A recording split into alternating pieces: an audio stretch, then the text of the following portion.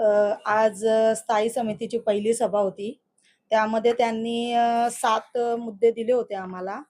त्यातले 3 मुद्द्यांना मी विरोध केलाय आणि बाकीच्यांना आम्ही सगळ्यांनी म्हणजे आमची मान्यता आहे. फक्त एकाच गोष्टीसाठी विरोध आहे, की जसं केणी साहेबांनी सांगितलंय, की कॉन्ट्रॅक्ट एकाच कॉन्ट्रॅक्टदाराला का मिळतात? या फक्त गोष्टीसाठी आमचा विरोध आहे. आणि बाकीचे जे 3 मुद्दे सांगायचे झाले तर एक आहे रंगरंगोटीचा.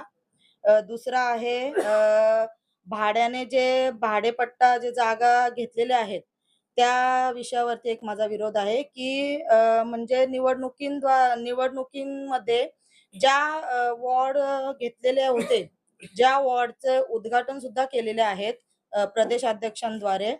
तर मग त्या इमारती कशासाठी बांधलेल्या आहेत? त्या इमारतींचा म्हणजे उपयोग काय?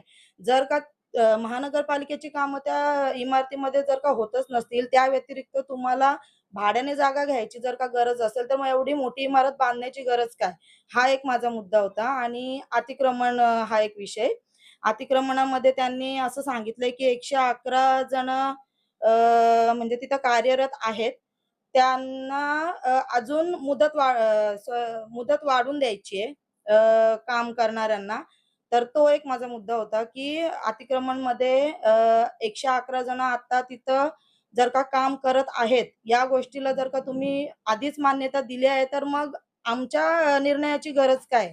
मग फक्त तुम्ही आम्हाला फॉर्मॅलिटी म्हणून इथं बोलवलत का? हा एक माझा मुद्दा होता.